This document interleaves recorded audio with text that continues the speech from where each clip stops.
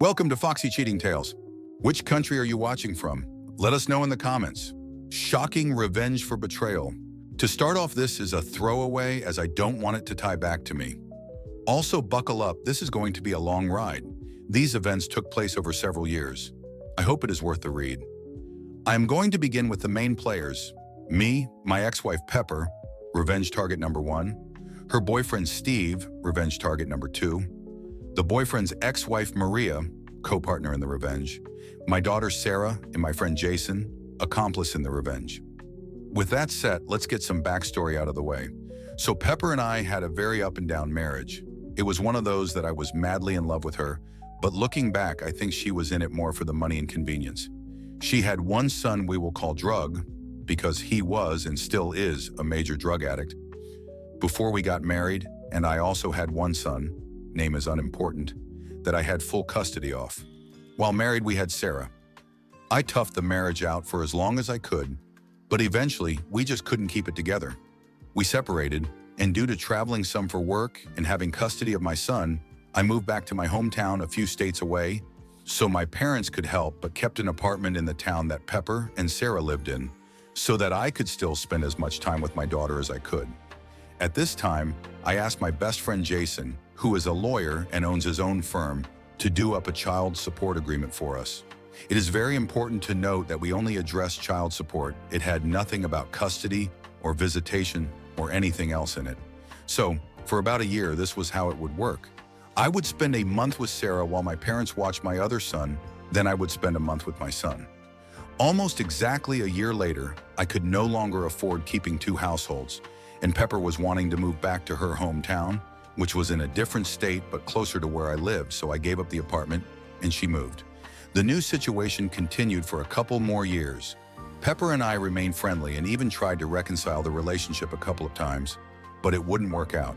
I was still deeply in love with her, but we couldn't come to an agreement on things like where to live and such. I forced myself to try and move on and started dating. She had been dating basically from the day after I moved out. Even though I still loved her, our relationship moved more into good friends than husband and wife. So she finally meets Steve. I never was told much about Steve other than he was a certified ethical hacker, and that is what he did for employment. Important later. While they were dating, she would send me texts about their dates. She even texted me the day they first had sex together. This hurt deeply, and looking back, I think this is what she wanted, but I tried to play the part of good friend and confidant. Steve and Pepper had been dating for 6 months when out of the blue she tells me they broke up, and she realized that she is madly in love with me. Since it's at the beginning of summer, she packs some suitcases and heads to my state. They were going to spend the summer with me and see if they like it or not. We had an amazing summer. All the kids are getting along. Drug even loved it here. So she makes it official, we are back together, and they are moving in. We went and registered my daughter for school. We even were able to get her on a Pee Wee cheerleading team for the summer. She made several friends and was loving being here. There was only one problem: Pepper still had an apartment that had all her furniture and stuff in it. I offered to go up with my truck and help load everything, but she insisted that her and Drug can get it done. So off they go to pack up and then head to their new home. As you can guess, things didn't go as planned. She was home for about 3 days when she informs me that under no circumstance will she move, and that her and Steve are in love and are moving in with each other. To say I was destroyed was an understatement. I couldn't understand why she had done it. The worst part was she left it to me to tell Sarah the bad news. When I told her, the devastated look on her face started turning my feelings of hurt into feelings of anger. Then Sarah broke down and started begging to stay with me and started spilling the beans. She told me things about how her mom would leave with Steve for days and leave Drug in charge. She had to learn how to cook for herself at 8 because Drug would spend the money on drugs and spend the whole time high. If Drug wasn't left in charge, Pepper would use her multiple convicted felon niece to watch her.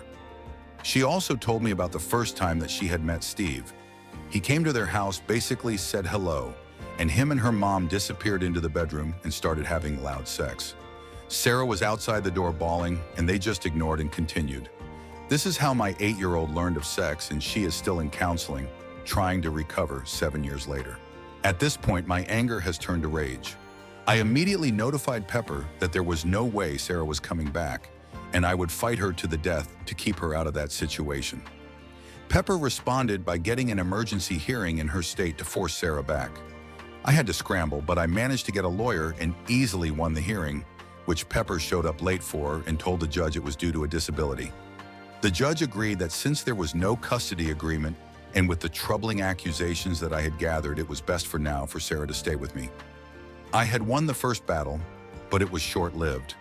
Within an hour of the hearing, I started getting tons of phishing emails and texts. I was also getting password resets and MFA codes from my bank, Facebook, Reddit, and any other accounts. I knew that Steve was behind it. The very next day, Jason calls. His law firm's website, email, and phone account had been hacked. Because he had to disclose the hack to the court, and because he was working on a semi-high-profile case at the time the FBI got involved. To say I was enraged was an understatement. These two people had destroyed me, harmed my daughter, and tarnished the reputation of my lifelong friend.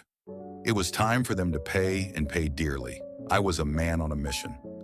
I spent hours digging up as much dirt as I could on Stephen and Pepper. I had a lot of luck with Pepper.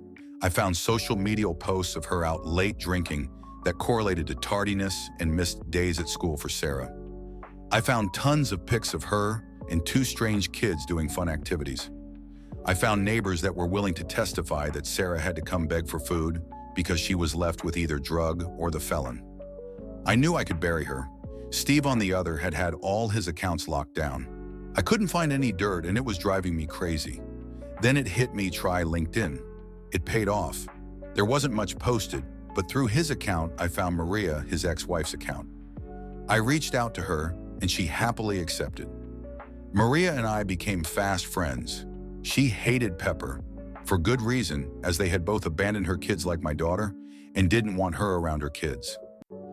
I learned so much. To keep it short, Maria and Steve had recently divorced. As part of the custody agreement, Steve got the house, car, bank account, savings, and a lower than usual child support. Maria had traded all that money to have control of the kids. She knew he was a scumbag, and all she was concerned about was keeping her kids safe. They had a very detailed custody agreement with rules for Steve to follow. As part of that agreement, if Steve broke any rules, then he had to pay and pay dearly. He had to sell the house and give her half of everything. His child support would also double, and Steve would be financially ruined. Steve also didn't have her blocked on the social media and would regularly send texts bragging about how great his life was without her. Many of those texts had pictures of Pepper in them.